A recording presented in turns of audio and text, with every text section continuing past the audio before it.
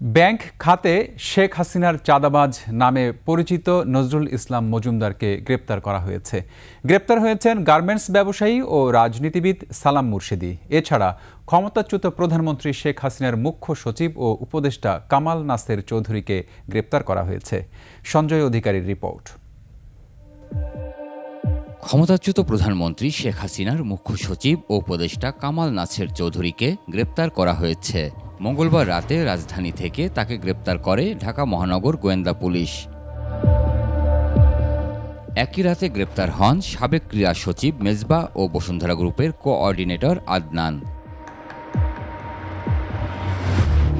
এছাড়া খুলনা ৪ আসনের সাবেক সংসদ সদস্য আব্দুল ছালাম মুর্শেদীকে গ্রেপ্তার করেছে র্যাব। মঙ্গলবার রাতে রাজধানীর বসুন্ধরা আবাসিক এলাকা থেকে তাকে গ্রেপ্তার করা হয়। র্যাব জানায় ২০২২ সালে খুলনার ফুলতলা এলাকায় হামলা, আক্রমণ ও হত্যার অভিযোগে দায়েরকৃত মামলায় তাকে গ্রেপ্তার করা হয়। এক্সিম ব্যাংকের সাবেক চেয়ারম্যান নজরুল ইসলাম মজুমদারকে গ্রেপ্তার করেছে পুলিশ। মঙ্গলবার রাতে রাজধানীর গুলশান থেকে তাকে গ্রেপ্তার করা হয়।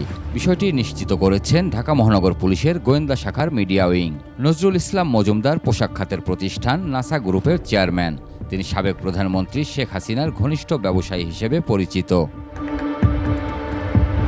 বৈষম্য বিরোধী আন্দোলনে ছাত্র জনতার উপর হামলার অভিযোগে যুবলীগ নেতা মোহাম্মদ আনোয়ারুল ইসলামকে গ্রেপ্তার করেছে ঢাকার কলাবাগান থানা পুলিশ। ৩২ লেক সার্কাস এলাকা থেকে তাকে গ্রেপ্তার করা হয়। নোয়াখালী ৪ আসনের সাবেক সংসদ সদস্য একরামুল করিম চৌধুরীকে চট্টগ্রাম থেকে গ্রেপ্তার করেছে র্যাব। নগরের খুলশী এলাকার একটি বাসা থেকে তাকে গ্রেপ্তার করা হয়েছে। এ সময় তার কাছ থেকে ২৬,২০০ মার্কিন ডলার, ২,১০০ সিঙ্গাপুরের মুদ্রা ও বাংলাদেশি ১০ লাখ টাকা উদ্ধার করা হয়। এছাড়া কুষ্টিয়া ৪ আসনের সাবেক সংসদ সদস্য আব্দুর রৌফকে গ্রেপ্তার করেছে র্যাপিড অ্যাকশন ব্যাটালিয়ন র্যাব। মঙ্গলবার রাতে রাজধানীর মিরপুর এলাকা থেকে তিনি গ্রেপ্তার হন। সঞ্জয় অধিকারী, ২১ টেলিভিশন, ঢাকা।